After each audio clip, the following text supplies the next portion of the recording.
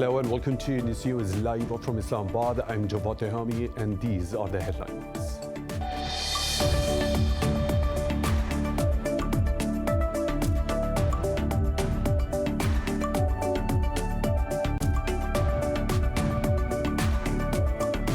Kabul claims that Taliban have offered a 3-month ceasefire in exchange for prisoners to be released.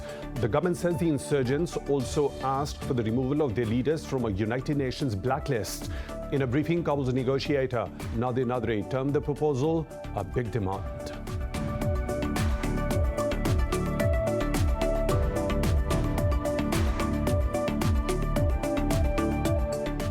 Pakistan's Prime Minister Imran Khan says a political settlement in Afghanistan is necessary to reap the benefits of regional connectivity. He was addressing a business forum as part of his 2-day official visit to Uzbekistan. The Prime Minister also called for strengthening trade ties with Tashkent.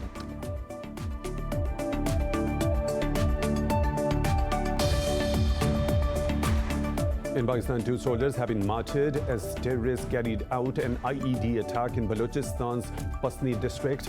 In a statement, the military's media wing said a search operation is underway to apprehend the perpetrators.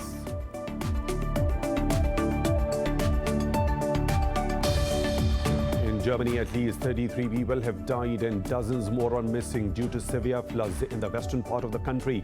Authorities have declared an emergency as the floods swept away cars and caused buildings to collapse. It follows record rainfall in parts of Western Europe that has caused major rivers to burst their banks.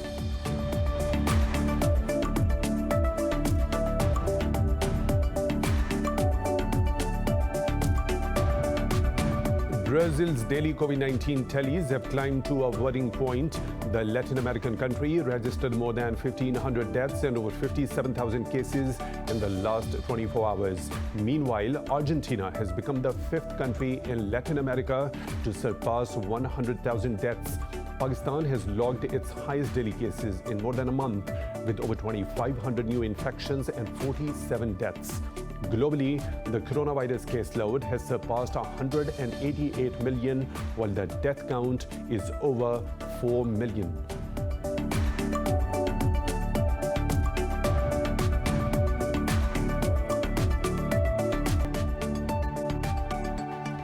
Those were the headlines and detailed stories right after a short break. Stay tuned.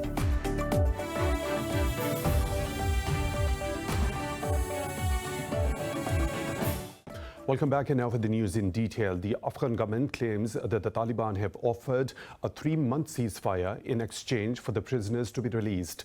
The government says the insurgents also asked for the removal of their leaders from the United Nations blacklist. In a press briefing, Kabul's negotiator Nadir Nadri termed the proposal a big demand. The Taliban have not commented on this statement yet. But earlier, the group welcomed the British Defence Secretary's remarks that London will work with the Taliban should they come to power. In a tweet, spokesperson Suhail Shaheen said the Taliban are committed to international principles and will not allow Afghan soil to be used against any country. Meanwhile, a high-powered Afghan government delegation is set to resume talks with the Taliban in Doha. The delegation includes the head of Afghanistan's Reconciliation Council, Abdullah Abdullah, and former President Hamid Karzai. Pakistan's information minister said Islamabad will also host an Afghan peace conference. Prime Minister Imran Khan held a telephonic conversation with former Afghan President Hamid Karzai. And for more on this, we have with us Mr. Einar Tenjin from Beijing. Mr. Tenjin, thank you very much for your time at Indus News. Firstly, the regional countries around Afghanistan seem to be taking the lead in brokering peace with Russia, China and Pakistan offering facilitation. So does that mean that the US-led effort has completely failed and become irrelevant? Well, it's failed and become irrelevant, but remember, the United States broke Afghanistan. It's now leaving the cleanup to the regional players. It's a highly unstable situation. The U.S. has invested $2 trillion directly and will cost in total about $4 trillion. So walking away is defeat. But strategically, there are people in Washington who are saying we're going to put this mess on Russia, China, Pakistan, and all the rest of the surrounding neighbors' plate. So right now it has become a regional issue, and it's going to have to be settled that way. So, Mr. Tandon, why has former President Hamid Karzai sprung into a leading role all of a sudden after staying in the shadows for a good while? Well, quite frankly, they were uncertain about what was going to happen in terms of the actual timing. But now, as it becomes clear that the Taliban, or the collection of entities known as the Taliban, are closing in, I think he is trying to figure out some way in which he can plead the case, not only for himself, but also for the rest of his administration. Otherwise, there's a oncoming bloodbath that could occur. Mr. Tandon, talking specifically about the refugees, Pakistan already houses over 3 million Afghan refugees. More are spilling over into Tajikistan amid the ongoing fighting. Should the UN not be proactively handling the refugee situation instead of being a reactionary body only? Well, what the United Nations should be doing and what they're actually doing is being hamstrung by players, especially the United States, who is not interested in doing anything more on this particular issue. As I said, they are strategically happy that they have left their mess on everyone else's plates. Getting the United Nations involved is not going to be on the top of their priority right now. Biden is interested in the upcoming elections next year, so he can get enough traction and votes for his domestic agenda. The international agenda, what happens to the Afghan people, what happens to the area, whether or not this spins out of control, it seemingly is not any concern of his administration. Mr. Aina Tandon, thank you very much for talking to Indus News. We really appreciate that. And now moving on, Pakistan's Prime Minister Imran Khan says the political settlement in Afghanistan is necessary to reap the benefits of regional connectivity. He was addressing a business forum as part of his two-day official visit to Tashkent. The Prime Minister has called for strengthening trade ties with Uzbekistan. He added that the Trans-Afghan Railway project will bring about a revolution in the region. Later, Khan was presented a guard of honor at the presidential palace. National Security Advisor Moeed Yusuf is also accompanying him during the visit.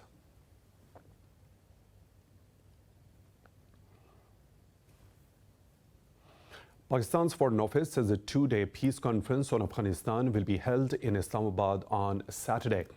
At a press briefing in Islamabad, spokesman Zahid Hafiz Chowdhury said Afghan delegations will start arriving in the country on Friday. He said peace spoilers should not be allowed to exploit any security vacuum in Kabul. The spokesperson said peace in Afghanistan is in Pakistan's interest. To a question, Chowdhury said Islamabad wants to reopen the Chaman-Spin-Boldak border with Afghanistan.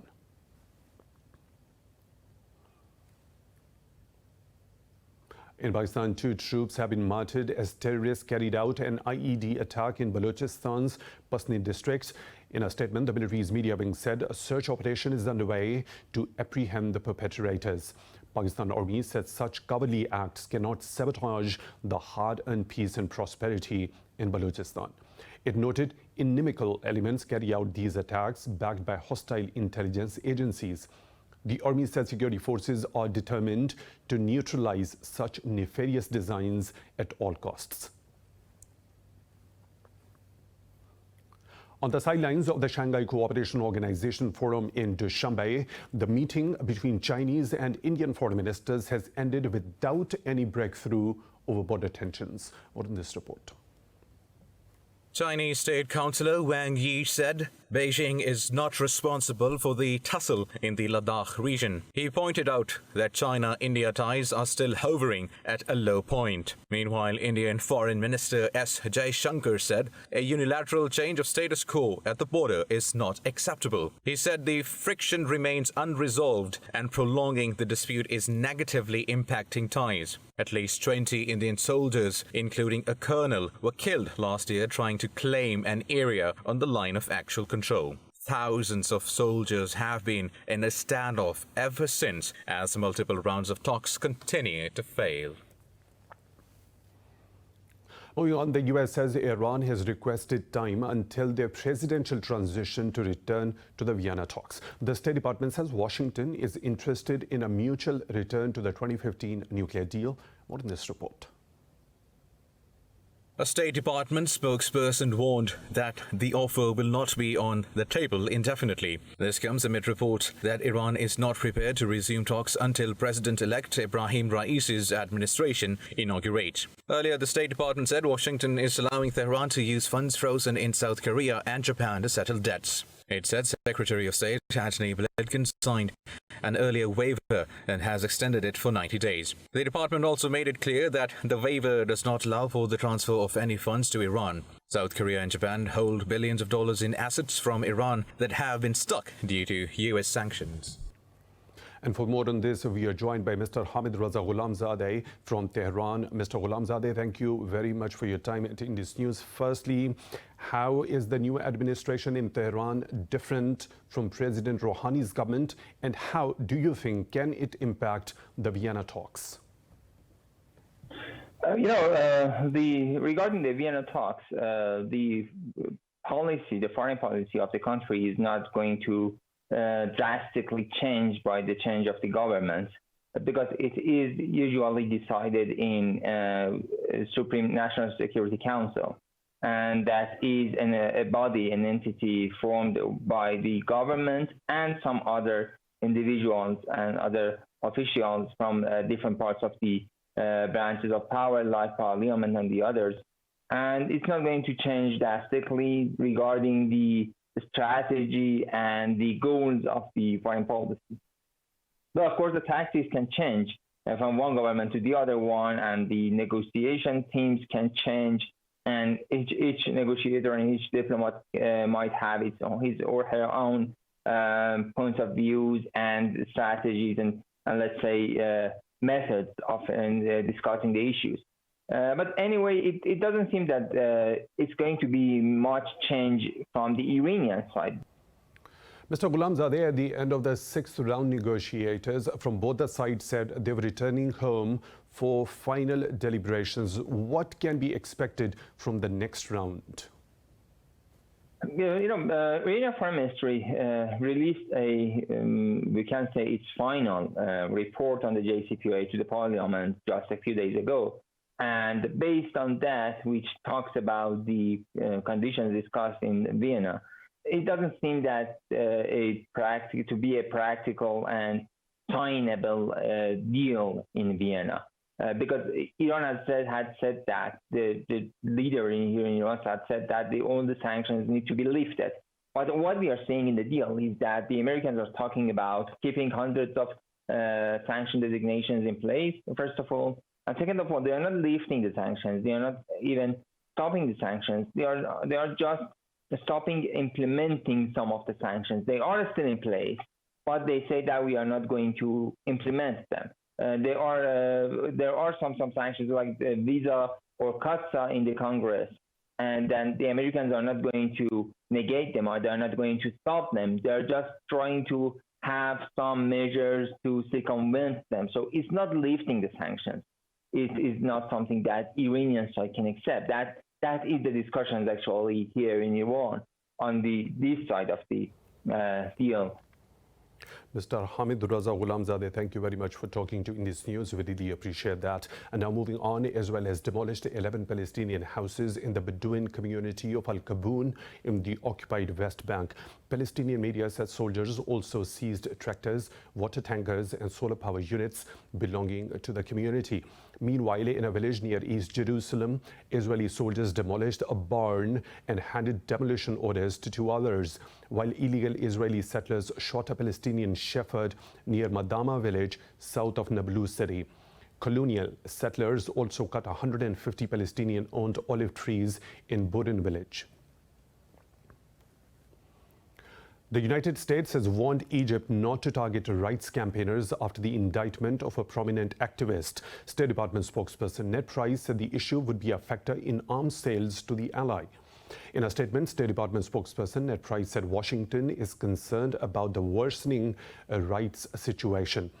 Price said continued detentions and harassment of civil society leaders, academics and journalists have raised concerns.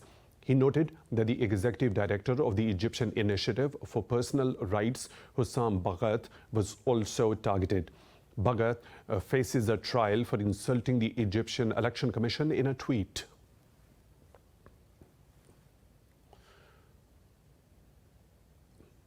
The South African government says it is planning to increase tenfold the number of soldiers deployed to curb the ongoing violence. Defense Minister Nosiviwe Napisa says the government has requested the placement of 25,000 troops. She said the troops will be positioned in the hotspots of KwaZulu-Natal and Gauteng provinces. Meanwhile, the Mines and Energy Ministry has urged the people not to panic buy and hoard fuel. The country's biggest refinery in Durban has temporarily shut down and the movement of petroleum products is disrupted by the unrest. In a statement, the ministry said it has issued regulations prohibiting the sale of petrol and diesel into containers. Around 72 people have been killed and over 1,200 arrested since protests started against former President Jacob Zuma's arrest.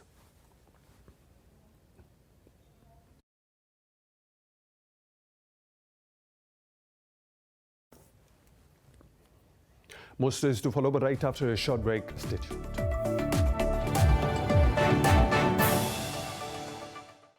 Welcome back. Brazil's daily COVID-19 tallies have climbed to a worrying point. The Latin American country registered more than 1,500 deaths and over 57,000 cases in the last 24 hours.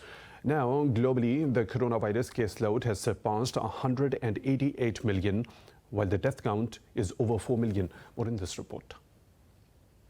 As the Delta virus sweeps the world, even the countries with the most successful vaccine drives are witnessing a surge in new cases. The infections curve in the United States is rising again due to the fast-spreading variant, lagging vaccinations and July 4th gatherings.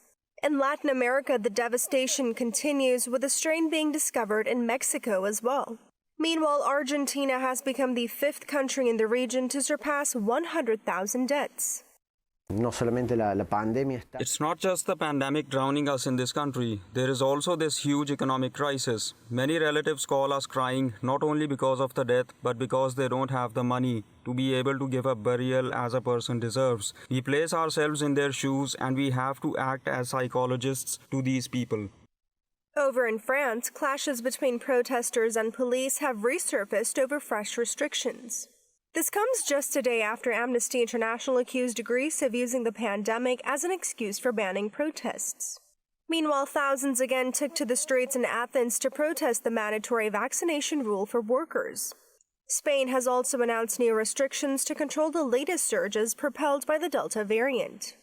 I begin by analyzing the epidemiological situation. The ascending tendency that we warned over last week is still going on. Infections rising from 225 cases per 100,000 people in the last 14 days to 469 cases recorded today.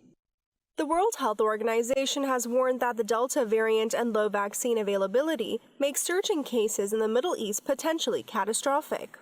Meanwhile, in Tunisia and Myanmar, oxygen shortages amid severe outbreaks and overstretched healthcare systems have created a serious crisis. Pakistan has reported more than 2,500 COVID-19 cases overnight, the highest tally in over a month. This has pushed the caseload over 981,000. The Health Ministry has recorded 47 new deaths in the last 24 hours. The death toll has crossed 22,600. Officials said more than 2,300 infected people are in critical condition, while more than 916,000 have recovered from the disease so far. The ministry's data shows that more than 21 million vaccine doses have been administered so far, and over 4.2 million people have been fully vaccinated. China has confirmed one case of human infection with the H5N6 strain of bird flu in Sichuan province. State media said the 55-year-old male in Bazong City has been hospitalized after showing fever symptoms. It's the local authorities culled poultry in the vicinity, activated an emergency response and sterilized the area. Experts believe that infection is an occasional case and the risk of an invisible epidemic is extremely low.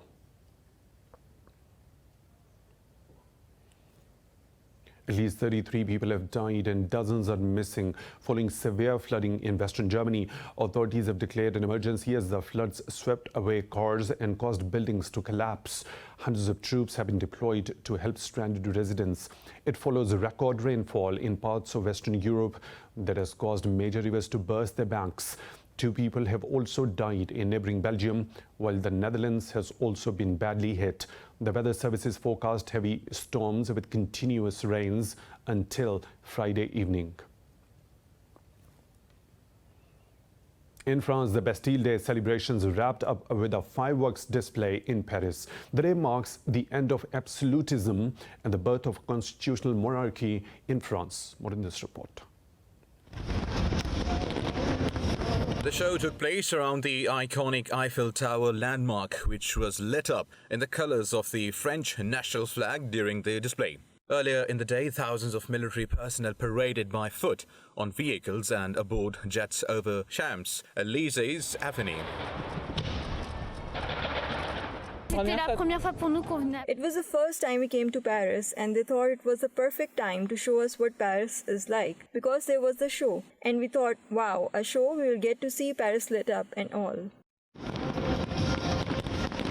This year marked the return of the traditional military parade after last year's celebrations were replaced by a limited access event due to the COVID-19 crisis. It was the first time since the end of World War II that France had not held the military parade.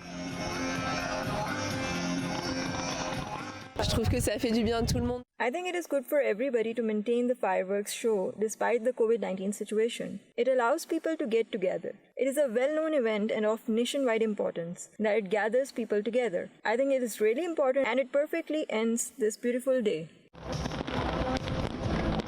French celebrations of national unity falls on the anniversary of the 1789 storming of the Bastille fortress in Paris, the turning point in the French Revolution. In Britain, the inventor of a jet suit that lets its wearer fly like an Iron Man has unveiled his newest electric-powered suit. More in this report. Richard Browning, founder of Gravity Industries, says switching from jet fuel to an electric-powered suit will push the limits of what is possible. He says the suit has enough power to run a number of houses.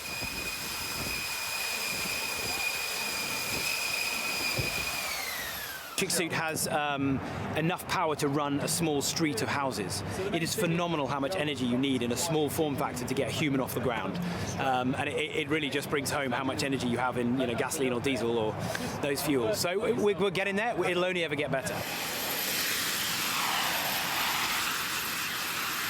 It has previously been tested by the paramedics in England's remote regions to get them to people in distress faster. The company has also demonstrated its suits to the Royal Marines to test how they can assist in maritime boarding operations.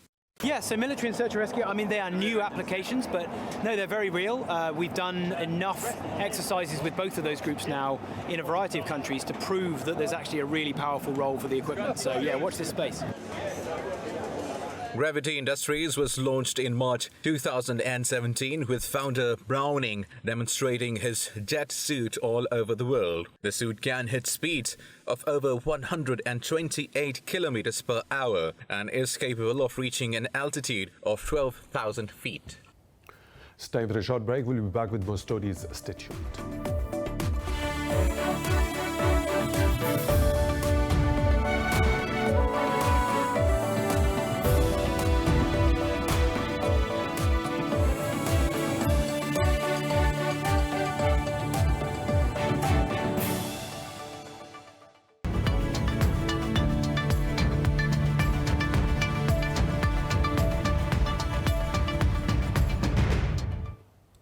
Lows and the highs of the business world. Now, most European stocks are trading lower today. Investors digest inflation data from the US and the UK while looking ahead to more earnings and jobs data. Frankfurt's DAX and Italy's FTSE MIB have dipped over 0.5%. The CAC 40 in Paris and the pan-European stocks 600 have slipped marginally as well. However, London's FTSE has managed to edge up above the flat line. Earlier, all Asian stocks traded mixed, with Japan's Nikkei 225 and Australia's ASX shedding. China's GDP has expanded 12.7% year-on-year in the first half of 2021. Official data shows the GDP grew around 8% in the second quarter from the previous year. China's National Bureau of Statistics says the GDP expanded 1.3% on a quarterly basis. The NBS noted Beijing's exports and imports are likely to maintain a relatively fast growth this year. However, it faces big pressure on employment. Meanwhile, China's industrial output also grew 8.3% in June from a year earlier, beating an 8% forecast. The United Arab Emirates says a final deal with OPEC Plus on its baseline level of oil production is yet to be reached. The clarification comes after reports that Riyadh and Abu Dhabi reached a compromise over crude output quotas. Brent oil prices fell on the news by as much as $1 per barrel. The UAE Energy Minister Suhail Al-Mazoui said deliberations and consultations between parties concerned are ongoing. Talks between OPEC and its allies, led by Russia to boost oil production, were abandoned earlier this month. Most OPEC Plus members supported a proposal to unwind the remaining cuts every month until the end of the next year. The UAE refused to endorse it unless its individual production quota was raised. And now for weather updates, we have Naila with us.